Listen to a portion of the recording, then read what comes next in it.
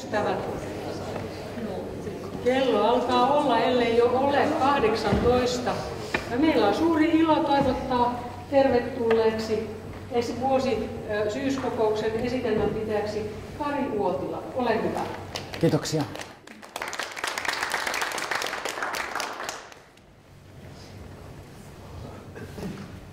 Tosiaan Terttu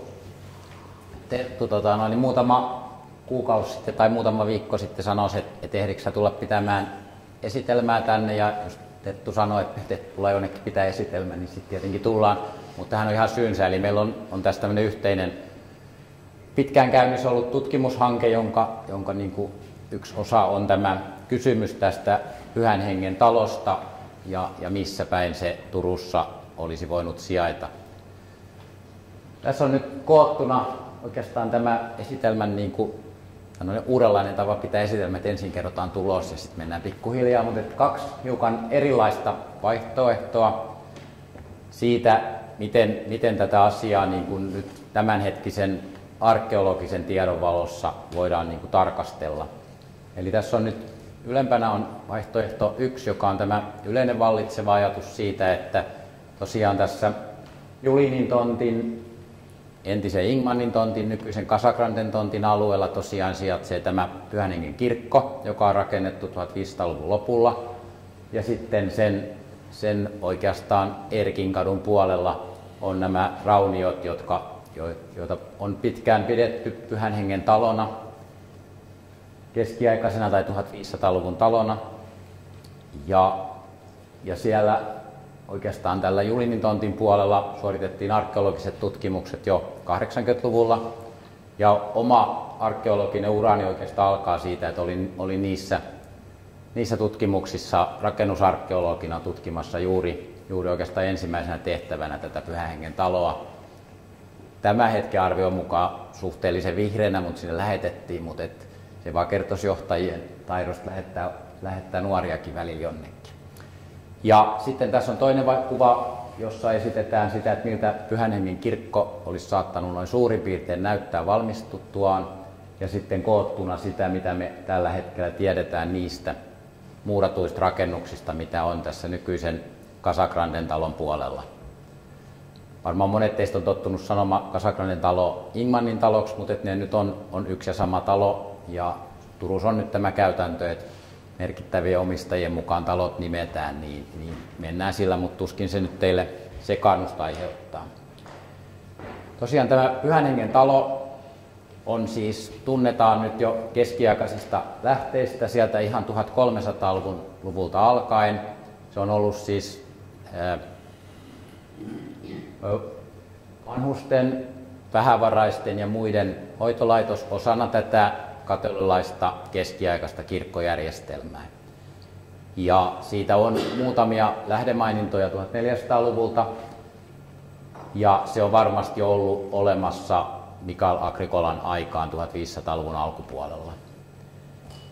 Ja sitten myöskin ehkä tämä kirkko on se kirkko, joka me nyt tiedetään Pyhän Hengen kirkkona, niin on rakennettu tosiaan 1580-luvulla, mutta tähän Pyhän Hengen taloon on liittynyt jonkunlainen kappeli tai kirkko aikanaan jo keskiajalla. Eli todennäköisesti, jos Pyhän Hengen talo on sijainnut tässä Julinin tontin, Casagranden tontin alueella, niin sillä paikalla olisi siis ollut myöskin vanhempi kirkko. Sitten tässä kuvassa on myöskin esitetty näitä havaintoja näistä haudoista ihan tällainen hyvin voimakkaasti yksinkertaistaen. Eli tosiaan tässä oikeastaan nykyisen Julinin tontin puolella, Julian hotellin alla, kun se arkeologisesti tutkittiin, niin sieltähän tuli valtava määrä hautoja, ja osa niistä on selvästikin tämän Pyhän Hengen kirkon aikaisia, sen suuntaisia, mutta sitten sen kirkon ulkopuolelta löydettiin paljon hautoja, jotka olivat lähes itä-länsisuuntaisia, kun tämä kirkkohan on enemmänkin ehkä lounas-koillinen suuntainen, eli ne on selvästi toisistaan erotettavissa.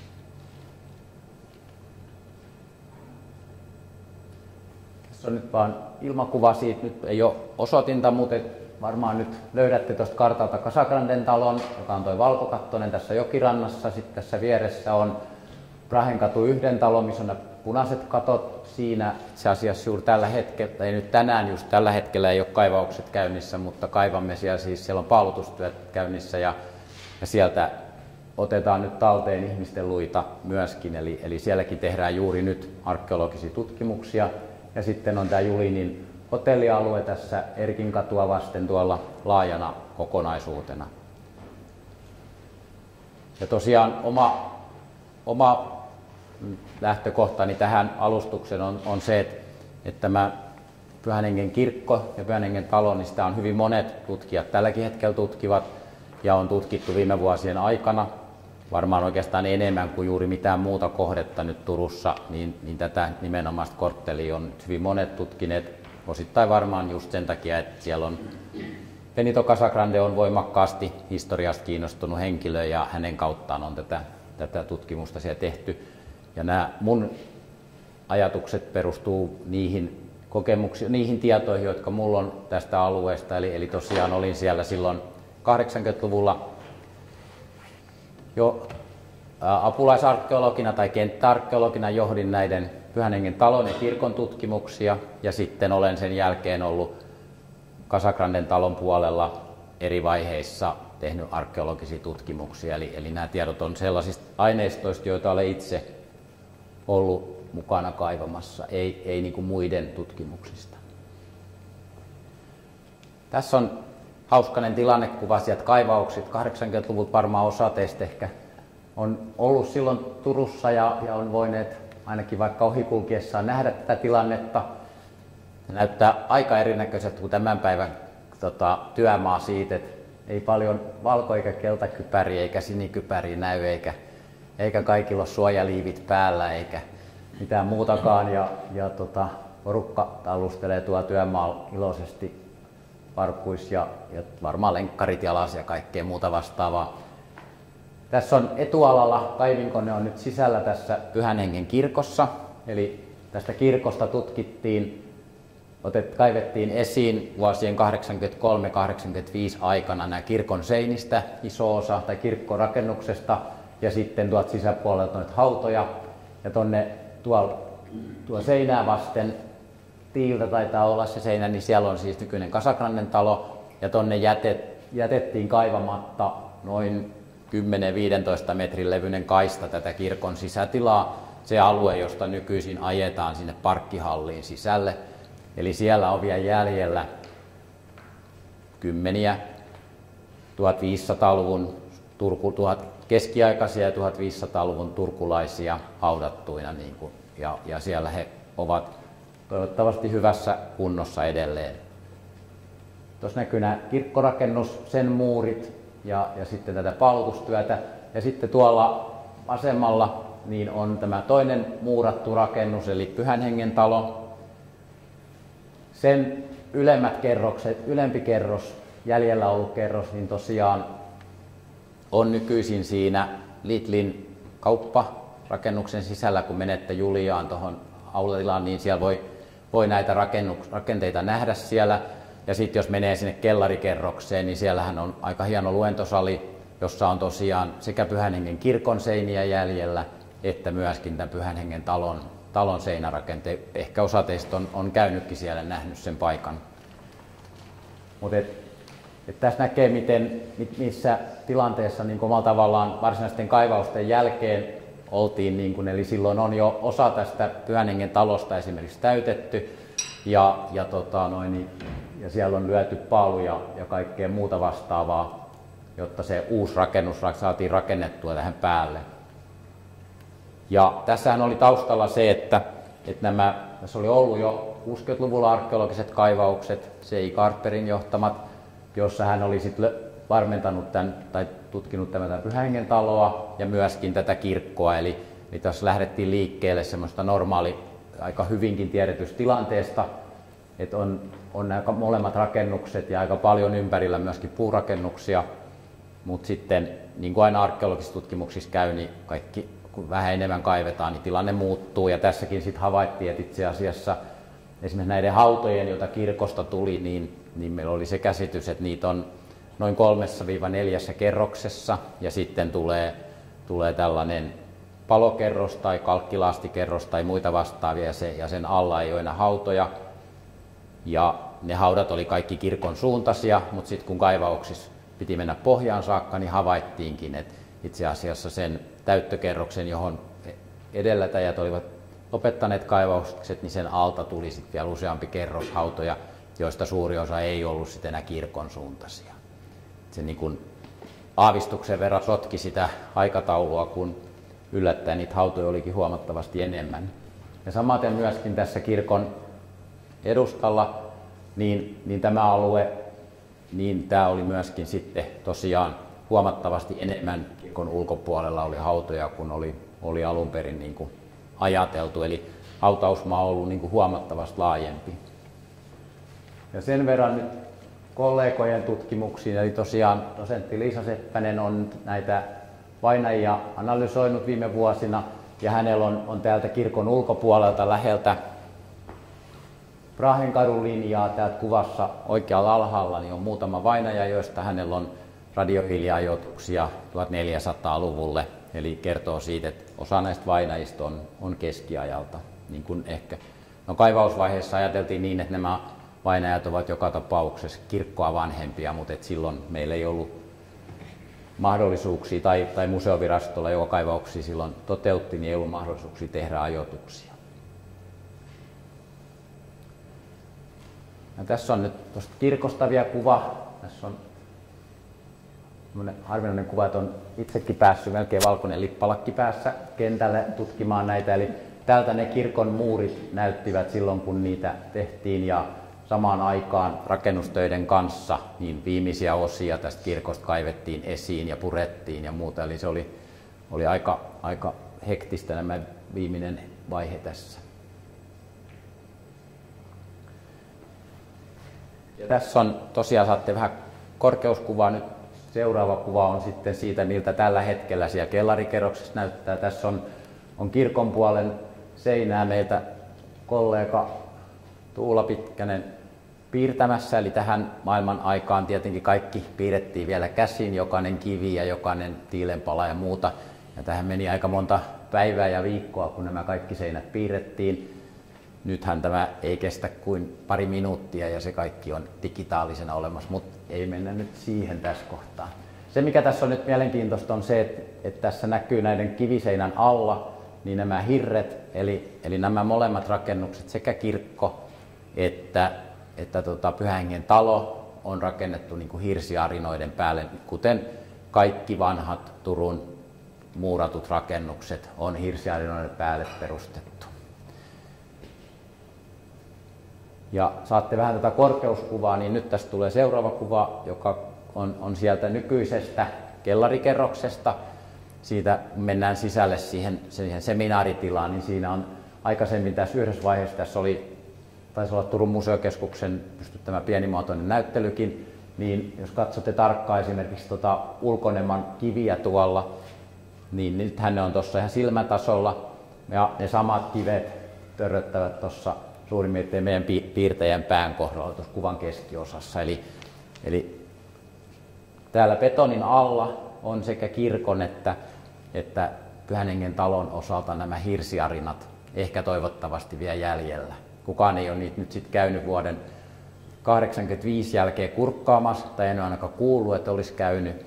Eli ihan varmuudella ei tiedetä, että onko ne jo sieltä lahonneet kokonaan pois tai jotain muuta. Et hirsihän säilyy savessa Turussa ainakin noin 700 vuotta. Meillä ei ole montaa sitä vanhempaa, niin sen takia me ei tiedetä. No, muutamat dendronäytteet, ne ovat niin, että puu on alkanut kasvaa ehkä noin 1100-luvulla, ja sitten se on laitettu saveen noin 1200-luvun lopulla, mutta sinne asti joka tapauksessa säilyy. Mutta tässä tapauksessa, kun kaikki kaivettiin huomattavasti sitä alkuperäistä maanpintaa alemmas, niin sitten ne on nyt tuo betonoituna. Ja se oli se ratkaisu, joka silloin 80-luvulla tehtiin. Tämä oli yksi tapa, miten raunioita voidaan säilyttää ja pitää esillä. Eli ne on tällainen valkoiseksi kalkittuja.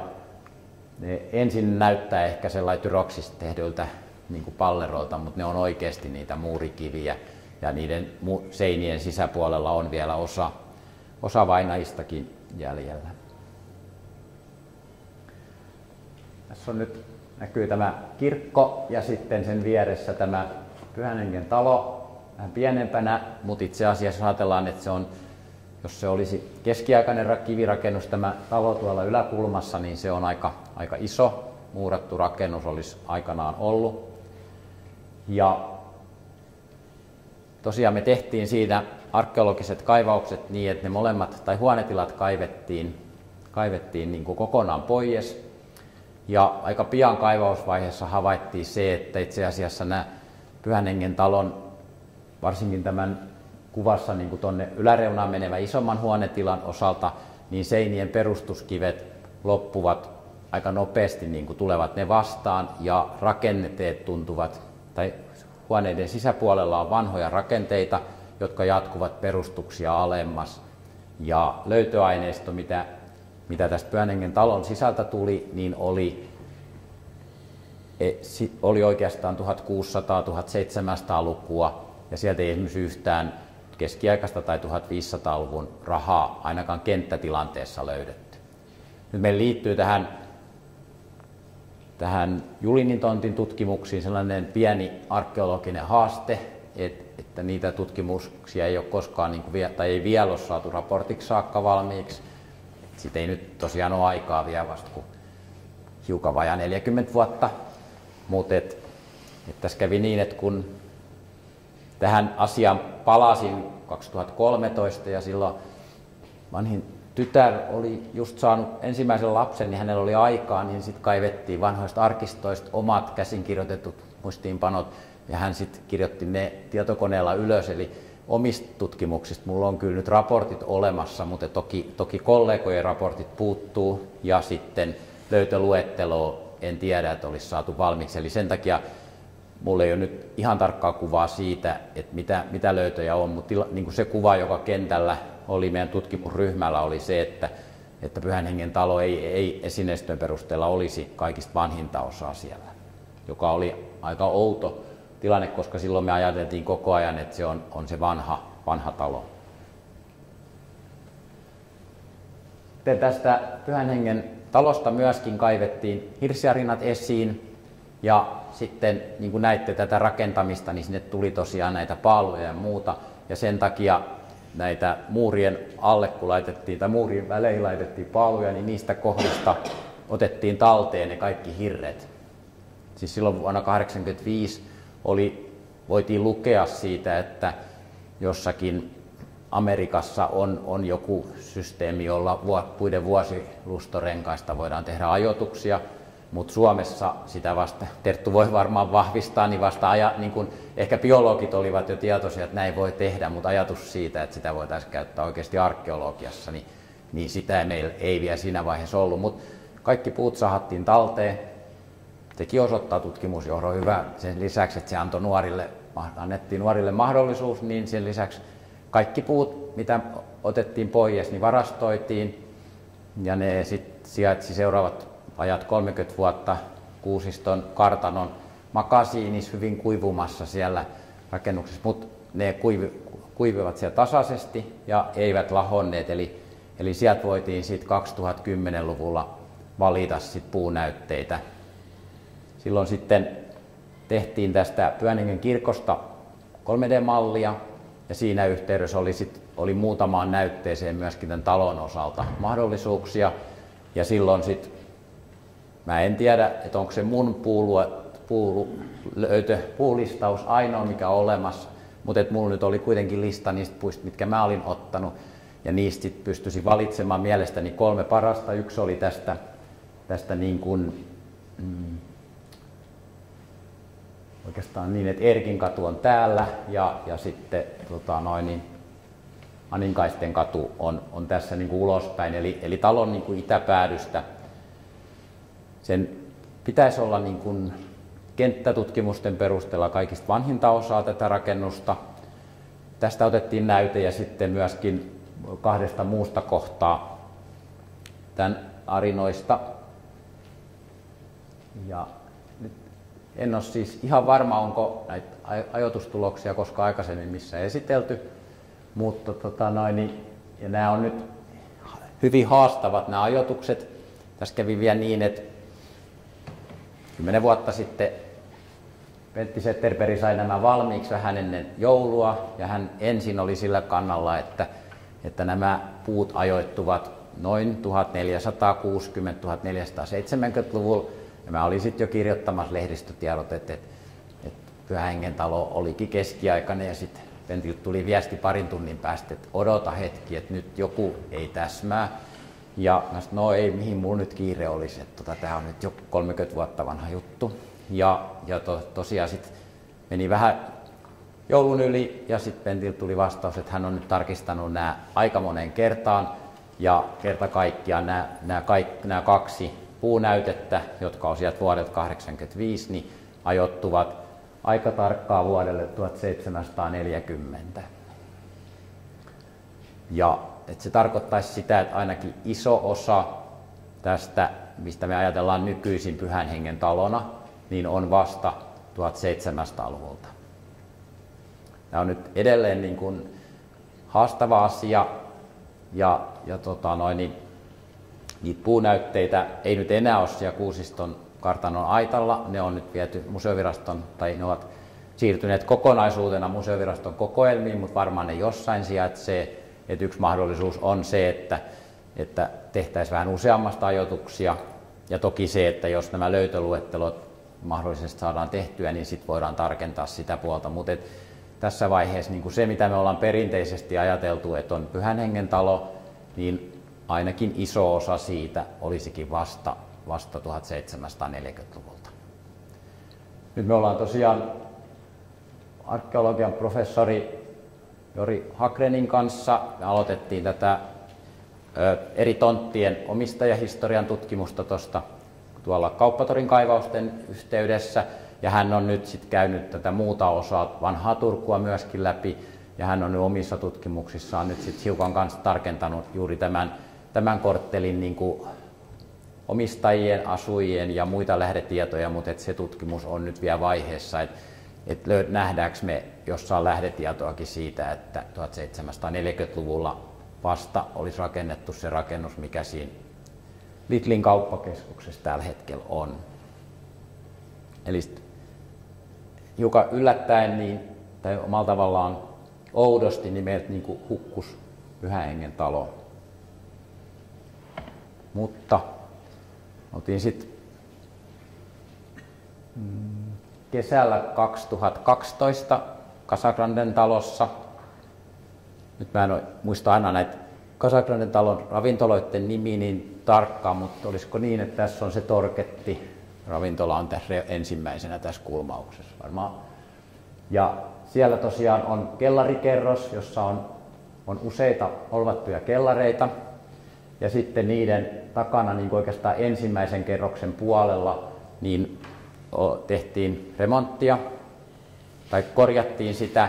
Ravintola oli koko ajan käynnissä, eli niin kuin hiukan haastava arkeologinen kohde siltä osin, että ravintolatoiminta on koko ajan. Ulkopuolella tässä Vähätorilla on joka päivä ihmiset lounaalla ja iltaistumassa, eli arkeologisesti ei paikkaa, jossa seuloa maita, ei toimivaa systeemiä, miten kuljetetaan ulos. Mutta kaivaukset saatiin tehtyä ja tuossa yhdessä huonetilassa. Ja pinta-alaltaan Kauppatorilla me kaivettiin siis noin 2 hehtaaria, niin siihen nähden, kun tässä kaivettiin siis noin 15 neliöä, niin tämä ei ole kauhean suuri kaivaus, mutta joskus tai aika useastikin pienemmätkin kaivaukset on aika mielenkiintoisia, ja tämä oli aika mielenkiintoinen kokonaisuus kyllä.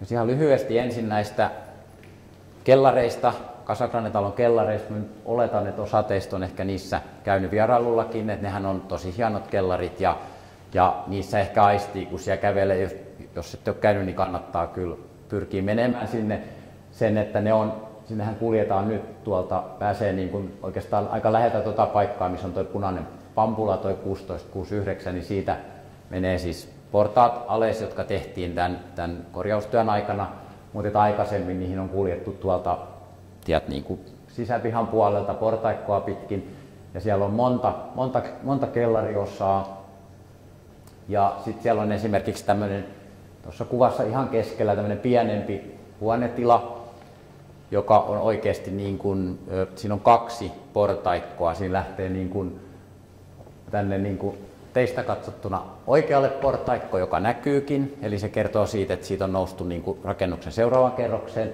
mutta siinä on myöskin sit vanhempi umpeen muurattu portaikko, joka lähtee sitten teistä katsottuna vasemmalle.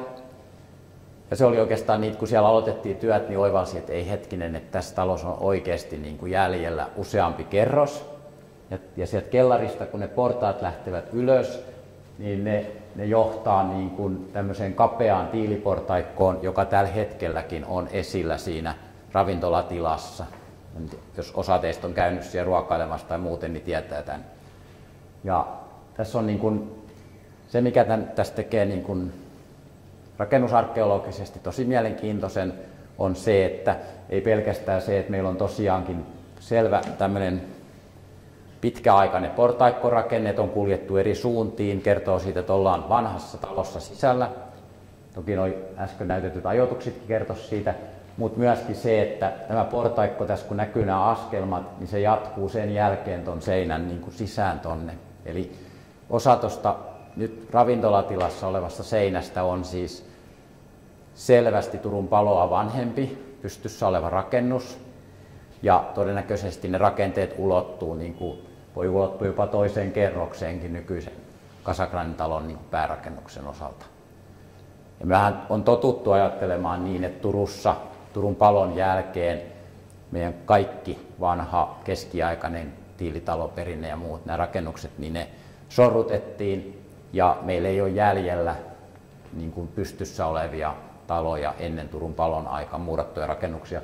Mutta tässä meillä on yksi ihan varmuudella, ja sitten meillä itse asiassa nyt kun ollaan vuosien mittaan tarkemmin tutkittu esimerkiksi Suurtorin alueella rakennuksia, niin siellä on myöskin kokonaisia keskiajalta peräisin olevia tiilitaloja, jotka on edelleen pystyssä osana sitä Suurtorin kokonaisuutta. Mutta tämä itsessään olisi ollut sellainen niin kuin vau-juttu, ja Benito oli tästä kyllä aika innostunut. Sitten me mentiin tosiaan siinä huonetilassa alaspäin, jonka näytin äsken, just sen takia, että sinne kellariin saatiin tehtyä se uusi sisäänkäynti.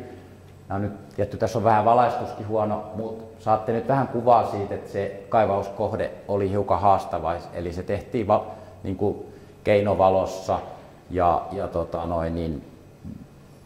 kerrokset oli aika vaikeasti havaittavissa omalla tavallaan, kun on pieni potero, mitä kaivetaan, niin sitä ei pysty arkeologi kaivamaan niin kuin ylhäältä käsin, vaan pitää niin kuin olla kyykyssä tai seistä siinä kaivaustasolla, jolloin omalla tavallaan hiukan aina ne kerrokset sekoittuvat ja sitä pitää kaivaa portaittain.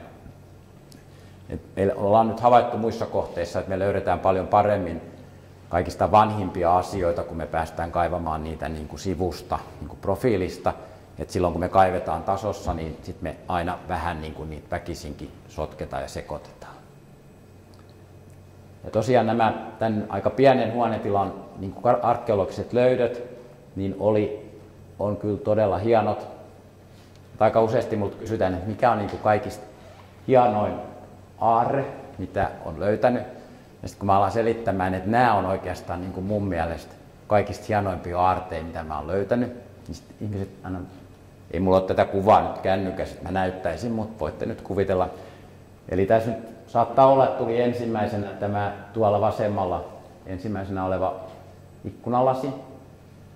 Eli se on ihan normaalia läpikultavan vihertävää ikkunalasia alun perin.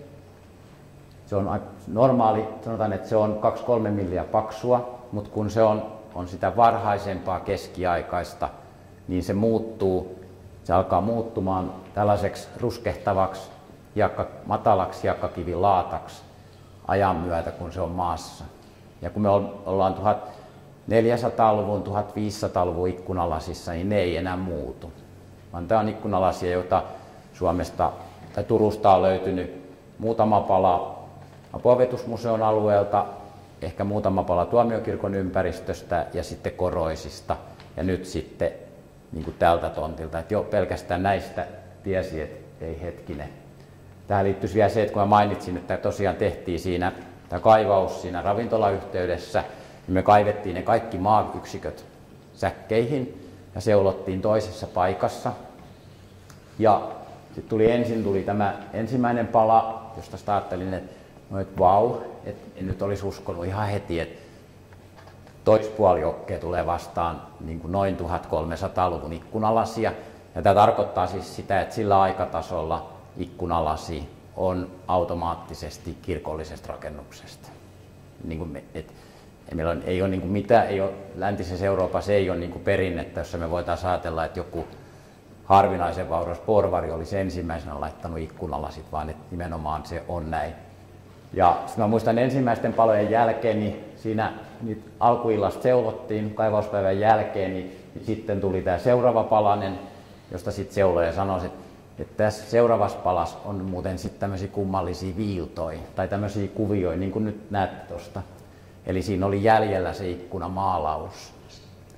Ja siinä kohtaa niin kun, arkeologiassa on niin kun sellaisia hetkiä aina välillä, että tavallaan aamusta ei tosiaan tiedä yhtään, niin mitä päivän aika löytää. Ja tämä oli niitä, että mitä täällä tehdään, koska siinä on sitten niin kuin, sanotaan, että 2 tuntia, että me ollaan seulottu tätä siinä Vähätorilla auringonpaisteessa heinäkuussa, niin noita ikkunalaisia maalauksia ei olisi havaittu, koska se olisi jo pelkästään se lämpötila siinä hilseyttänyt ne pois siitä.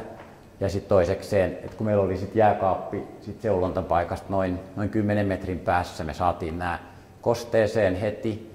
Ja sitten seuraavana aamuna Kansallismuseon konservointiin soittoi, että mitäs nyt tehdään. Ja näitä vietiin sitten niinku suurin piirtein 2 päivän välein, näitä ikkunalasin palasia, niin sinne ja ne kaikki ikkunalasin palaset saatiin niinku säilytetty noin maalipinnat. Että sillä se oli niinku, että joskus niinku onnistuu joku juttu, tunne tuli. Näitä on kaiken kaikkiaan noin 20 kappaletta.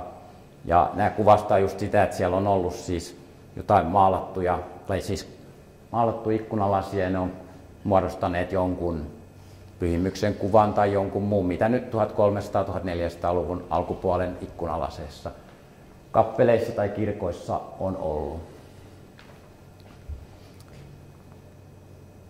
Tässä kohtaa sitten alkoi niin kuin aavistamaan, että se pieni kolo, mikä me oli tehty silloin 12, niin ei ole ihan tavallinen juttu. Sitten me otettiin sieltä tietty makronäytteitä tai maanäytteitä, jotka sitten Terttu analysoisi. Ja Terttu voi varmaan vaikka sit esitelmän jälkeen kertoa, kuin ainutlaatuisen harvinaista on, että jostain suurin piirtein 2 litran pussista tulee tuollainen määrä humalaa. Mutta tämä oli juuri sitä samaa kerrosta, josta nämä ikkunalasitkin tulee, niin että se kertoo siitä, että jotain todella poikkeuksellista on. Ja sitten näistä samoista kerroksista tuli myöskin sekä semmoista naruvyyhtiä, että sitten ihan tekstiilejä. Lähinnä niin kuin tekstiilit sellaista arkitekstiiliä, että ei varsinaisesti niin kuin juhlavaatteita, mutta sanotaan, että keskiaikaisissa kerroksissa joka tapauksessa hyvin harvinaista Turussa, että meillä on niin kuin tekstiilejä jäljellä. Ja näistä, tässä on nyt luettelo niistä näytteistä, jotka pystyttiin sitten ajoittamaan. Nämä on nyt näitä radiohiili-ikiä, eli radiohiiliajoitus perustuu siihen, että kaikessa elollisessa on hiiltä ja sitten kun elämä loppuu, niin sitten se hiilikello alkaa raksuttamaan ja sitä kautta pystytään tekemään näitä ajoituksia. Ja nämä ajoitukset, tämä radiohiili-ikä ilmoitetaan tällaisina niin kuin before present, eli tästä päivästä taaksepäin. Mutta näillä näitä on ehkä helpompi tulkita niin, että näihin tehdään sellainen kalibrointi. Eli kun nämä luonnon historialliset tekijät on vaihtelevia, niin se johtaa siihen, että nämä ajoitustulokset pitää aina muokata niin kuin oikeiksi. Nyt ensimmäisenä on tämmöinen kangasnäyte, joka on niistä samoista kerroksista kuin ne ikkunalasit. Tämä ensimmäinen näyte, eli kalibroituna se menee 1400-luvun alkupuolelle.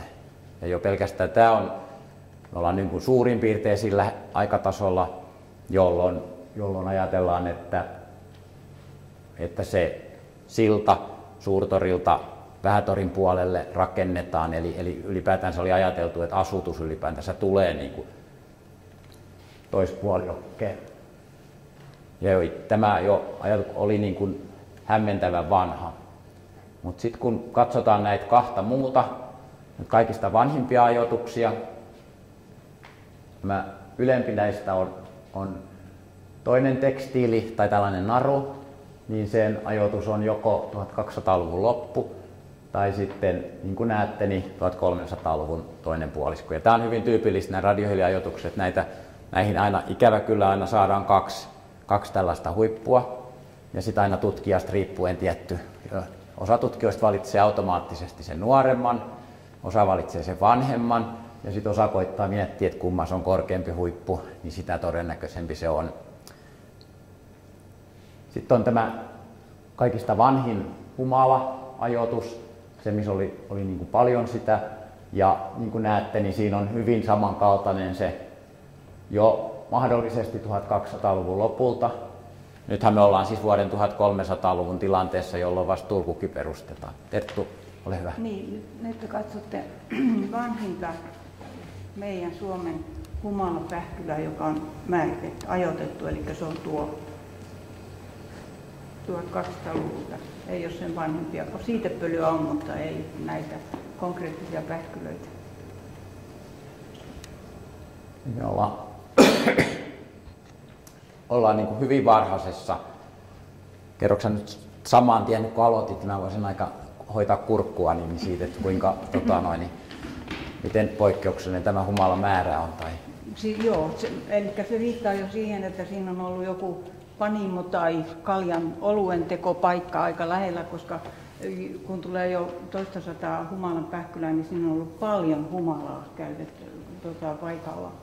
Ja pähkyläthän on semmoisia, että ne muodostuu, kun humala on kaksivuotinen kasvi, niin ne emikasvit vaan, eli ne humalan kävyt käytetään olueeseen, mutta tämä on niin vanhaa, että ne humalakasvustot oli sekakasvustoja, eli siellä oli sekä hede- että emikasveja, ja siksi täällä on niin paljon pähkylöitä.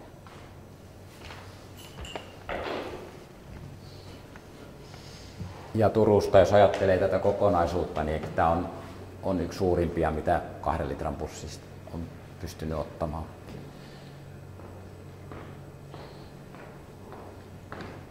Jolloin kun nämä tiedot niin kun yhdistetään, niin nyt meillä on... Kiitoksia. Kurkunpään tulehdus on ollut viikonpäivät, niin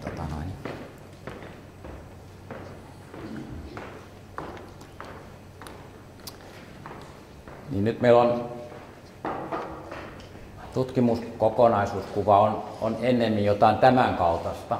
Eli täällä meillä on, nyt kun ollaan varovaisia arkeologeja ja tutkijoita, niin sanotaan, että Casagranden talon tuossa ruskealla viivoitetulla alueella niin on 1300-lukua joka tapauksessa, että onko se sitten vuodelta 1300 tai vuodelta 1360 tai 1380, niin se on nyt vielä niin kuin vähän auki, mutta meillä on sekä niin kuin poikkeuksellinen määrä humalaa, joka kertoo siitä, että siellä on ollut hyvin paljon oluen valmistusta, sitten täysin poikkeuksellisia ikkunalaseja ja muu löytöaineisto on myöskin, no voitte kuvitella, että 16 neliön alueelta ei nyt esimerkiksi keramiikkaa tullut niin kuin kottikärrykaupalta, koska ei ne niin kuin kaikki keramiikkoja just siihen paikkaan hakkaneet rikki. Ja sitten osa me tiedetään, että näistä kivitaloista tai näistä kellareista on 1500-luvun loppupuolelta, ja osa niistä kellareista on vielä ajoittamatta. Kun niistä otettiin kyllä, kun niitä korjattiin silloin 2013kin, niin otettiin näytteitä aika monistakin kellareista, hirsiarinoista, mutta vaan kerta kaikkiaan tämä puun vuosiluustoajoitus ei jokaisesta hirrestä aina kerrallaan aina onnistu. Zetterberg on aina sanonut, että välillä on vaan tämmöinen vuotilakirous, että aina kaikki sun puunäytteet ei onnistu. Mä en tiedä, sit onnistuuko kaikkien kollegoiden, mutta mulle ei ole ainakaan aina onnistunut. Ja sitten tosiaan se me nyt on voitu varmentaa, että tosiaan se kirkko, mikä nyt on nykyinen Pyhän Hengen kirkko, niin se on tosiaan rakennettu siellä, tai dendroajoituskin antaa sen saman aikatason kuin historian lähteet, että se on siinä suhteessa aika selvä asia.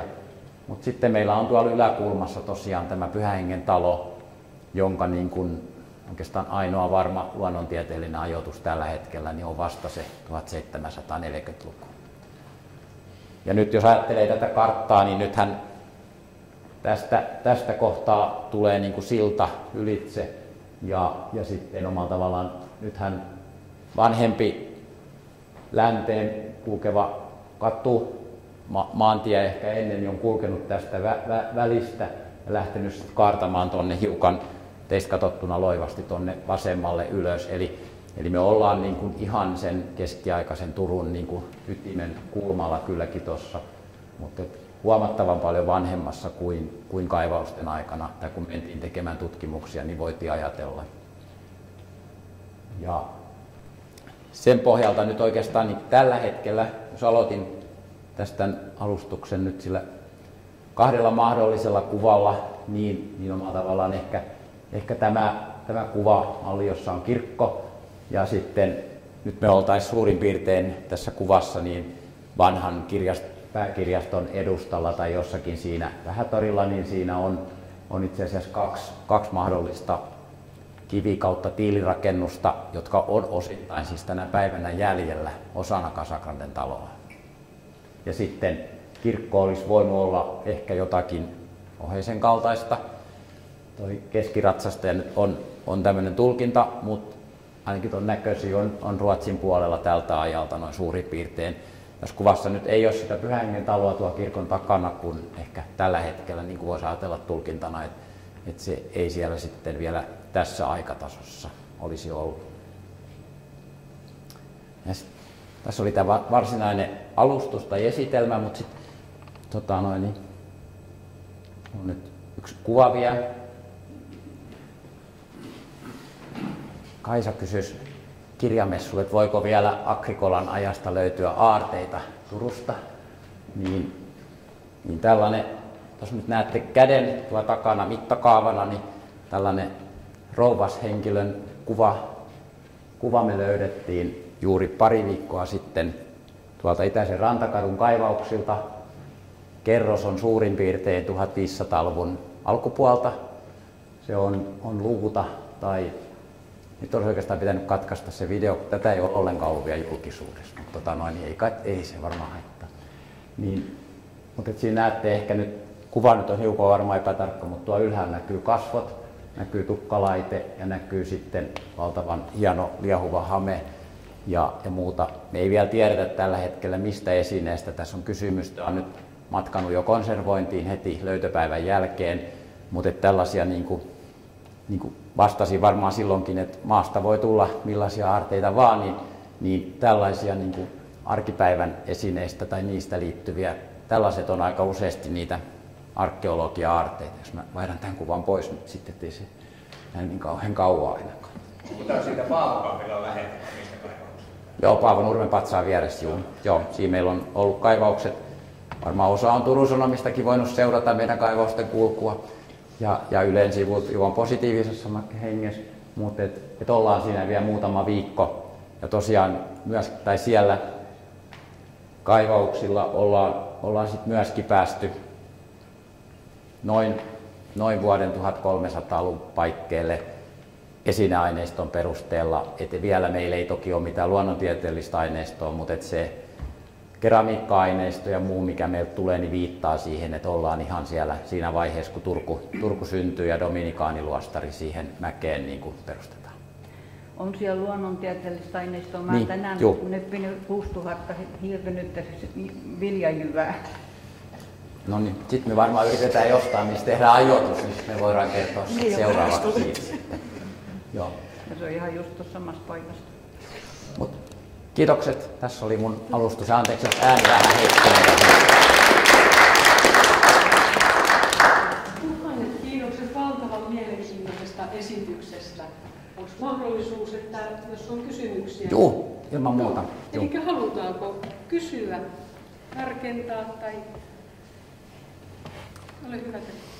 Mua kiinnostaa just tämä Pyhän Hengen talon ja tämän Pyhän Hengen kirkon suhde, kun silloin aikanaanhan oletettiin, että ne olisi ollut niin kuin vähänkin samanaikaisia. Ja nyt kun mä oon tutkinut sitä luonnontieteellistä aineistoa, nimenomaan tätä kasviaineistoa, niin siinä on aivan valtavasti kaikkea semmoista, mikä voisi niin kuin liittyä nimenomaan Pyhän Hengen taloon, koska sehän oli semmoinen sairastupa ja johon köyhiä tai kaikkea tämmöisiä, mutta erityisesti sairaanhoitoon liittyviä. Sieltä tulee hullukaalia, nukulaa ja suuri määrä semmoisia rohtokasveja, joita keskiajallakin käytettiin hyötykasveina. Mutta niistä ei ole mitään tämmöistä radiohiiliajoitusta niin kuin oli näistä humaloista, mutta sitä samaa aineistoa siinä pyörii kuitenkin ja sitä on ihan valtavasti. Joo. Siis se on tosi rikas luonnontieteellisen aineiston paikka. Me voidaan sitten yrittää löytää jostain lisää rahaa ja sitten tehdä muutama ajoitus lisää. Joo, aineisto riittää kyllä, sitä on tuhansia. Kiitos. Ja sitten Jukka. Kun siellä on nykyään siellä Casagranden talon alla se kappeli, Kyllä. niin miten se suhtautuu näihin, mitä kerroit ja näytit?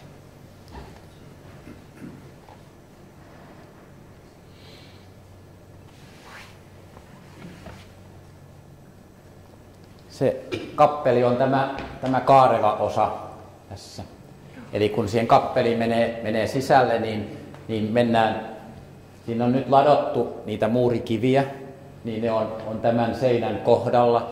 Ja varsinainen kirkon pääty, joka tässä kuvassa on tuossa teistä katsottuna vasemmalla, niin se on osa sitä kappelitilaa ja sen yläpuolella on osa niistä arkkuluukuista. Eli siinä on sitä alkuperäistä 1500-luvun kirkon seinä on siinä jäljellä ja sitten se lattiassa kiertävä kehä on niin kuin ladottu siihen myöhemmin, mutta on ihan aitoa keskiaikaista tai aitoa 1500-luvun muuria siellä olemassa. Ja tosiaan nämä 2013 tutkimukset, mitä tässä tehtiin, mitä mainitsin, niin ne liittyisi just siihen, että siitä Pyhän Hengen kirkosta tehtiin silloin tällaista 3D-mallia yhdessä Turun yliopiston IT-porukan kanssa ja siinä oli muitakin tutkijoita. Eli silloin niin kuin 10 vuotta sitten koottiin tätä aineistoa niin kuin yhteen ja silloin analysoisin niin kuin uudelleen ne aikaisemmat tutkimustulokset kirkosta ja sitten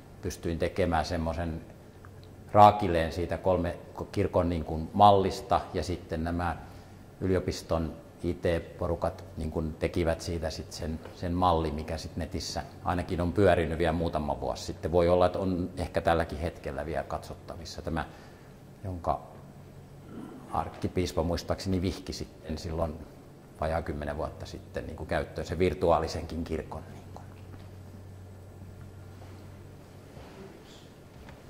Hiukan mahdollisempi kysymys, että missä se viinikellari on tuolla? Siellähän oli sellainen viinikellari, josta kuka tahansa saattoi varata itselleen pienen tilan. Se oli tuolla Casagranden talon kellarissa jossakin, olen käynyt sen lähellä joskus.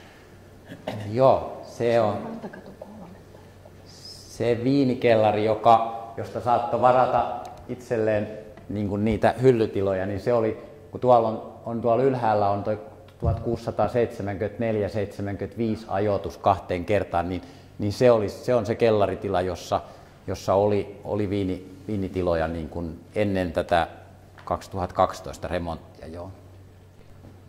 Miten näihin on pääsy nykyisin, kun se Pyhän Hengen kappeli, sinnehän ainakin joskus pääsi ihan käymään, mutta onko se nykyisin sillä avoin ja sitten nämä muutkin kellaritilat? Joo, no siihen kappeliin ainakin mä teen niin, että menen sisälle niihin lounasravintoloihin, niistä, onko se Panini, joka on ainakin yksi niistä, joka on siinä, kun mennään nyt Linnankadulta sisälle, niin siinä niin kuin oikealla kädellä, niin kun siitä kassalta sanoo, että olisi menossa sinne, niin he tarkastaa sieltä ja sanoo, että onko siellä esimerkiksi varaus juuri tällä hetkellä vai ei. Ja jollei ole, niin ainakin jos on joku niin kuin kiinnostunut ja hyvä syy, niin sieltä saa avaimen yleensä ja sitten voi mennä käymään siellä ja sitten palauttaa sen avaimen niin sinne. Sitten ne luentotilat, kun sä sanoit, että siinä on no, sitten joo. No ne on ilmeisesti, mä olen niihin yrittänyt mä oon nyt muutaman kerran aina onnistunut osumaan samaan aikaan paikalla kuin paikallinen huoltomies, ja hän nyt jo tuntee mut, niin hän avaa oven, lähestulkoon sanomat enää mitään, mutta mulla on se käsitys, että niitä hallinnoidaan sen hotellin kautta, eli sieltä niin kun, jos mun pitäisi vaikka teidät viedä sinne, niin mä nyt ehkä olisin niin kuin sinne ensin yhteydessä siihen hotelliin ja kysyisin sieltä. Näihin Casagranden kellareihin, niin näihin ainakin mun mielestä, jos siitä Torketista pääsee, niin kuin, että jos sieltä käy kysymässä, että voiko käydä kellareissa, niin yleensä ne sitten sanoo, että voi käydä tutustumassa.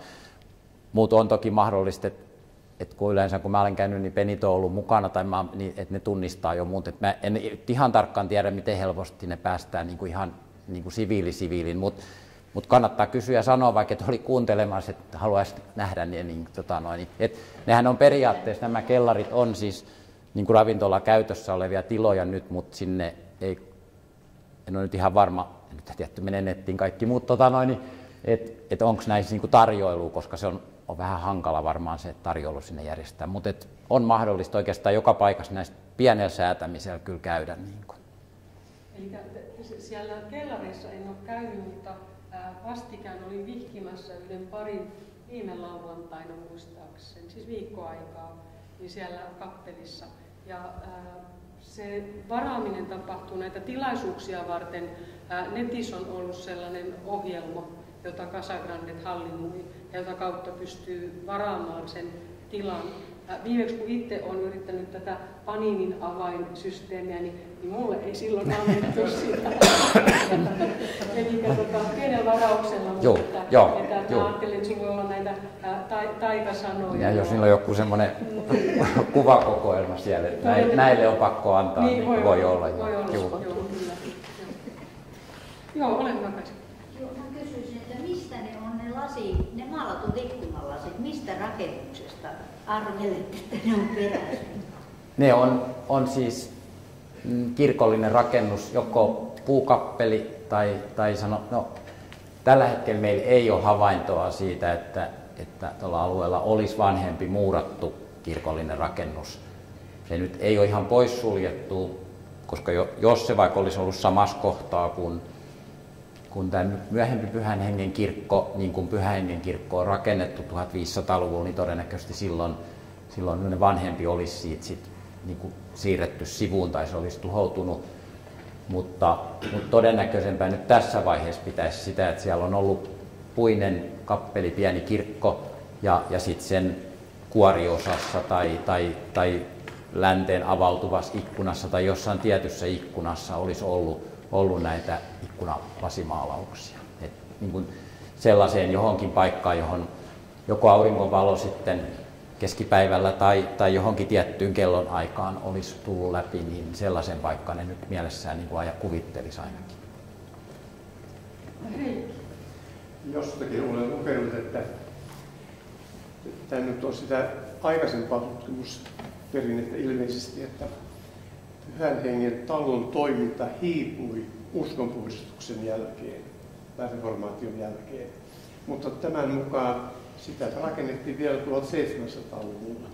Kuka oli silloin toimija? Se ei ole siinä vaiheessa enää ollut Pyhän Hengen talo, vaan se on ollut niin kuin porvaristalo, jos se ajoittuu vasta 1700-luvulle. Että se hiipui? Joo, kyllä. Joo, että se on yksi niistä, jotka